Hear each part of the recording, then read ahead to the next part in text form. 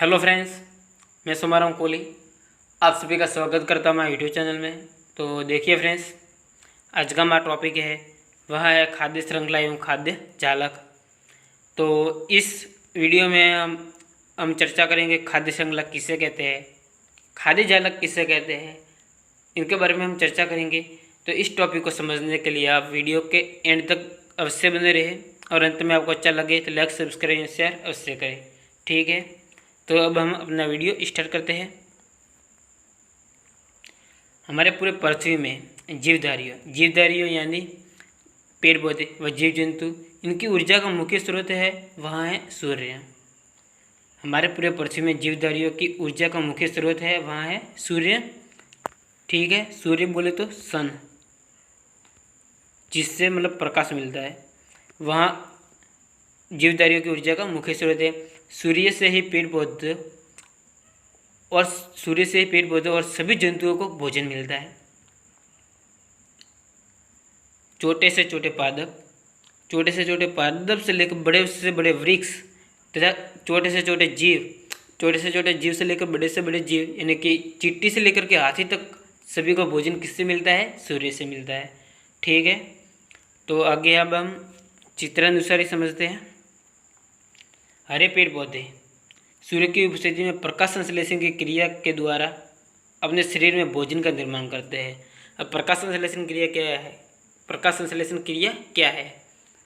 हरे पौधों के क्लोरोफिल युक्त कोशिकाएं सूर्य के प्रकाश की उपस्थिति में जल एवं कार्बन डाइऑक्साइड को ग्रहण कर अपना भोजन स्वयं बनाते हैं, जिन्हें प्रकाश संश्लेषण कहते हैं। ठीक है, अब हम आगे बढ़ते हैं। शाकाहारी जीव पादपों को खाते हैं। शाकाहारी जीव, इसमें शाकाहारी जीव कौन सा है? ये देखिए, ये रहा शाकाहारी जीव है टिड्डा। टिड्डा किसको खाता है? पादप, यानी कि ये घास को खा रहे हैं ना। शाकाहारी जीव पादपों को खाते हैं, तो पादपों के द्वारा बनाया गया भोजन किसमें गया? शाकाहारी जंतुओं को मिलता है। ठीक है, अब शाकाहारी जंतुओं को मांसाहारी जीव खाते हैं, तो जो घास ने सूर्य की उपस्थिति में, मतलब जो पादप है ना, जो पादप ने सूर्य की उपस्थिति में प्रकाश संश्लेषण के द्वारा अपना भोजन बनाया था, वो किसको मिलता है? पहले शाकाहारी को और फिर मांसाहारी जीवों को। ठीक है, तो और उदाहरण के द्वारा हम समझते हैं, जैसे घास, ये देखिए, ये उत्पादक घास है। घास को कौन खाता है? टिड्डा। तो सूर्य के द्वारा पहले घास ने भोजन बनाया और फिर वो ऊर्जा किस में चला गया? टिड्डे में, क्योंकि घास को किसने खाया? टिड्डे ने। टिड्डे को खाया मेंढक ने, और अब ऊर्जा या भोजन कहाँ पहुँचा? मेंढक के पास। मतलब क्योंकि टिड्डे को मेंढक ने खाया, तो ऊर्जा किस में गई? मेंढक में। अब मेंढक को सांप ने खाया, सांप को मोर ने खाया, तो मतलब सांप से अब ऊर्जा कहाँ पर ट्रांसफ़र हुई? मोर में ट्रांसफ़र हुई। तो सूर्य के द्वारा घास ने अपना भोजन बनाया, जो उसको ऊर्जा प्राप्त हुआ, उसका ट्रांसफ़र इस प्रकार जीवों में हो रहा है। मतलब तो ऊर्जा के या किसी पर्यावरण में ऊर्जा के इस प्रकार के स्थानांतरण की श्रृंखला को ही खाद्य श्रृंखला कहते हैं। किसी पर्यावरण के जीवों में ऊर्जा के क्रमबद्ध स्थानांतरण के श्रृंखला को ही खाद्य श्रृंखला कहते हैं। हमारे पर्यावरण में जीवों में भोजन के इस क्रमबद्ध श्रृंखला को ही खाद्य श्रृंखला कहते हैं। खाद्य श्रृंखला की शुरुआत हमेशा हरे पेड़ पौधे से ही आरंभ होती है। हरे वृक्ष पादप से ही आरंभ होती है, क्योंकि हरे पेड़ पौधे सूर्य के द्वारा अपने भोजन का निर्माण करते हैं, यानी प्रकाश संश्लेषण के द्वारा अपने भोजन का निर्माण करते हैं। यही पहली कड़ी है। किसी भी खाद्य श्रृंखला की शुरुआत इसी पहली कड़ी से होती है। इसलिए खाद्य श्रृंखला में हरे पेड़ पौधों को उत्पादक कहते हैं। भोजन का उत्पादन करने के कारण हरे पेड़ पौधों को जो मतलब भोजन है ना, भोजन का उत्पादन करने के कारण हरे पेड़ पौधों को उत्पादक कहा जाता है। खाद्य श्रृंखला में पेड़ पौधों के बाद अगली कड़ी जो होती है वो हमेशा होती है शाकाहारी जंतुओं की होती है ना। क्योंकि शाकाहारी जंतु क्या खाता है? घास घास खाता है, यानी पादप खाता है। सर्वप्रथम जैसे कि सर्वप्रथम घास मतलब पेड़ पौधे भोजन का उत्पादन करने के कारण हरे पेड़ पौधे जो हैं उन्हें मतलब हरे पेड़ पौधे जो है जो उत्पादक कहलाते हैं। खाद्य मतलब भोजन का उत्पादन करने के कारण हरे पेड़ पौधे उत्पादक कहलाते हैं। खाद्य श्रृंखला में पेड़ पौधों के बाद अगली कड़ी जो होती है वो हमेशा होती है शाकाहारी, है ना। मतलब खाद्य श्रृंखला में पेड़ व पौधों के बाद देखिए यहाँ पे देखिए पेड़ व पौधों के बाद में कौन सी है अगली कड़ी? शाकाहारी। शाकाहारी बोले तो यहाँ पे कौन सा है? शाकाहारी टिड्डा, ठीक है। अगली कड़ी है वह क्या है? टिड्डा। शाकाहारी होती है यानी कि जंतुओं की मतलब शाकाहारी जंतुओं की क्योंकि घास द्वारा बनाए गए भोजन को सर्वप्रथम ग्रहण करते हैं, इसलिए मतलब घास द्वारा भोजन को सर्वप्रथम ग्रहण करते हैं, ये शाकाहारी जंतु कहलाते हैं, ठीक है। जैसे कि बाकी देखिए, बाकी उपभोग कर रहे हैं भोजन का, इसलिए ये उपभोक्ता कहलाते हैं। क्या कहलाते हैं? उपभोक्ता। घास जो कि भोजन बनाते हैं, मतलब सॉरी उपभोक्ता किससे कहते हैं मैं आपको बता दूं। जैसे कि ये देखिए घास मतलब प्रकाश संश्लेषण से अपना भोजन उत्पादन कर रहे हैं ना। प्रकाश संश्लेषण की विक्रिया द्वारा ये घास अपना भोजन का उत्पादन कर रही है, तो ये उत्पादक कहलाता है। तो घास से जो भोजन प्राप्त कर रहे हैं वह क्या कहलाता है? उपभोक्ता। मतलब घास को कौन कौन खा रहा है? जैसे घास को खा रहा है टिड्डा, टिड्डे को मेंढक को सांप और सांप को मोर, तो ये मतलब एक दूसरे को खा रहे हैं, ये क्या कहलाते हैं? उपभोक्ता। घास जो कि भोजन बनाते हैं इसलिए उत्पादक है। और घास के अलावा यहाँ जितने भी जीव हैं जो भोजन ग्रहण करते हैं एक से दूसरे में, वो उपभोक्ता कहलाते हैं, ठीक है। तो यहाँ जैसे टिड्डा, मेंढक, सांप और मोर, ये सभी जो उपभोक्ता है दूसरे से अपना भोजन प्राप्त कर रहे हैं, उपभोग कर रहे हैं, इसलिए उपभोक्ता कहलाते हैं, ठीक है।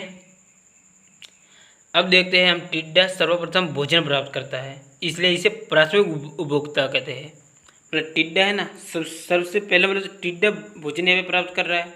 टिड्डा देखिए, ये देखिए, ये है टिड्डा, ये वाला टिड्डा सर्वप्रथम भोजन प्राप्त कर रहा है घास से, इसीलिए इसे प्राथमिक उपभोक्ता कहा जाता है। तो और दूसरी बार इसके बाद में कौन भोजन प्राप्त कर रहा है? टिड्डे से भोजन प्राप्त कर रहा है मेंढक, तो मेंढक हो गया द्वितीय उपभोक्ता। मेंढक से भोजन प्राप्त कर रहा है सांप, तो सांप हो गया तृतीयक उपभोक्ता। तथा अंत में सांप से भोजन प्राप्त कर रहा है वह है मोर, तो मोर हो गया सर्वोच्च उपभोक्ता यानी उच्च उपभोक्ता। इसी उदाहरण को लेके हम आगे बढ़ते हैं। क्या घास को हमेशा टिड्डे ही खाता है? क्या घास को हमेशा टिड्डे खाएगा? नहीं, घास को बकरी भी खाती है, गाय भी खाती है, भैंस भी खाती है, आदमी लोग कई खा सकते हैं।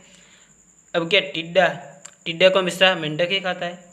नहीं, टिड्डे को सांप भी खाता है, पक्षी भी खाता है, गिरगिट आदि कई खाते हैं। तो ये जो जीवधारी हैं जो बहुत सारे खाद्य श्रृंखला में भी जुड़े होते हैं। जैसे कि मैं आपको बता दूं कि मतलब टिड्डे होते हैं ना, टिड्डे को केवल मतलब है ना, टिड्डे को केवल मेंढक नहीं खाता बल्कि घास है ना, घास को केवल टिड्डा नहीं खाता बल्कि घास को कोई केवल टिड्डा नहीं खाता बल्कि गाय भी खाते हैं, भैंस भी खाते हैं, बकरी भी खाते हैं, ऊँट भी खाते हैं, मतलब कई जीव खाते हैं।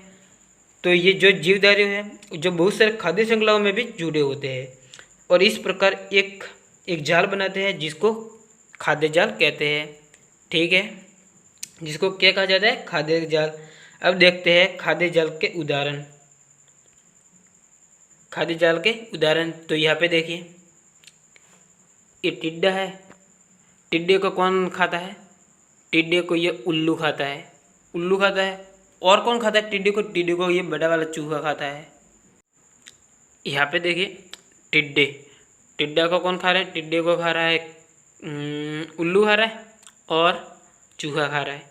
देखिए, ये उल्लू और ये चूहा, मतलब टिड्डे को उल्लू और चूहा खाते हैं। मतलब अब हम स्टार्ट से पढ़ते हैं, देखते हैं।